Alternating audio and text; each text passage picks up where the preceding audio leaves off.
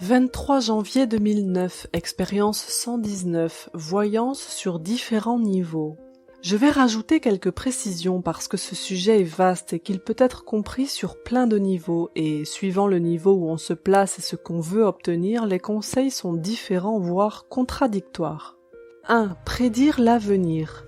Impossible dans l'absolu, il n'existe qu'un éternel moment présent. Le seul valide est le moi du futur, mais il ne fait que tester des potentialités. Il est totalement fiable puisque c'est nous-mêmes. Idem pour le moi du passé si on veut revenir sur un événement passé. 2. Connaître le schéma mental qui va générer le futur. Ça c'est possible parce que la plupart des gens sont dans leur ego, donc ils fonctionnent de manière répétitive. Leur relation avec les filles ou leur rapport à l'argent finit toujours pareil, etc. À ce moment-là, il est facile de prévoir ce que va donner leur futur. Mais on ne peut tirer sur un autre que si soi-même on n'a aucune idée arrêtée sur la question et si on n'a aucun schéma mental proche qui peut court-circuiter la réponse. Si j'ai une vie sentimentale pourrie qui me fait souffrir, ce n'est pas la peine de prédire la vie sentimentale des autres, le résultat sera forcément altéré. À ce niveau qui est la voyance de base, on peut travailler sur plusieurs plans. Le corps émotionnel de l'autre, le corps mental de l'autre, inconscient et schémas mentaux, le corps spirituel de l'autre, subconscient et vie antérieure, karma. Les voyants peuvent travailler sur différents niveaux. 3. Obtenir des informations globales et ou créatives par channel ou communication directe avec des esprits. On peut dans un premier temps passer par des intermédiaires, niveau télépathique avec différents esprits. Bien sûr, plus on monte haut, mieux c'est. Si on peut, il faut viser des esprits qui sont au-delà de la dualité, archanges, anges ou saints réels. Leurs réponses sont fiables, ils ne prennent jamais parti. Ils peuvent répondre à des questions pratiques. Est-ce que je suis infesté par une entité? Est-ce que je peux résoudre tel problème? Est-ce que j'ai bien compris l'info que j'ai obtenue de plus haut? Etc. Le moi supérieur est seul juge et seule vérité absolue de notre monde. 4. Se connecter au moi supérieur et accéder au non formulé avec lui. C'est notre partie la plus haute et il détient la vérité absolue sur notre monde. Son but est de nous faire évoluer et les réponses qu'il donne sont en conséquence. Si vous demandez si un truc va être bien, il peut vous encourager à le faire alors que vous allez vous faire allumer. Si ça vous fait évoluer, il est toujours pour.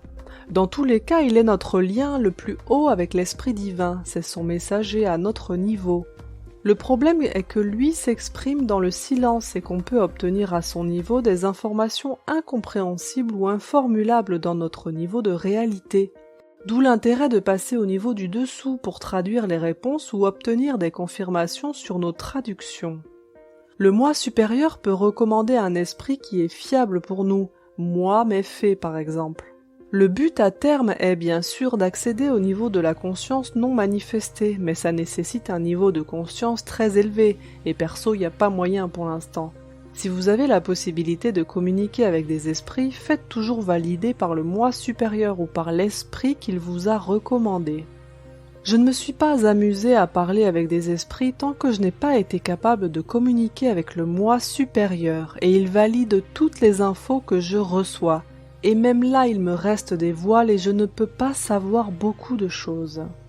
PS, si on écoute la première voix qui passe, on peut se faire influencer et faire n'importe quoi très vite au départ. Mieux vaut s'en remettre tout en haut, quoi qu'il arrive, et s'abstenir tant qu'on n'a pas beaucoup avancé sur soi. PPS, certains êtres très évolués peuvent ne pas être sortis encore de la dualité et il est donc très facile de se faire abuser par eux et de les prendre pour des anges ou des archanges. Ce faisant, ils peuvent essayer de nous influencer pour avantager un pôle de la dualité quelconque, ce qui n'est pas forcément judicieux parfois.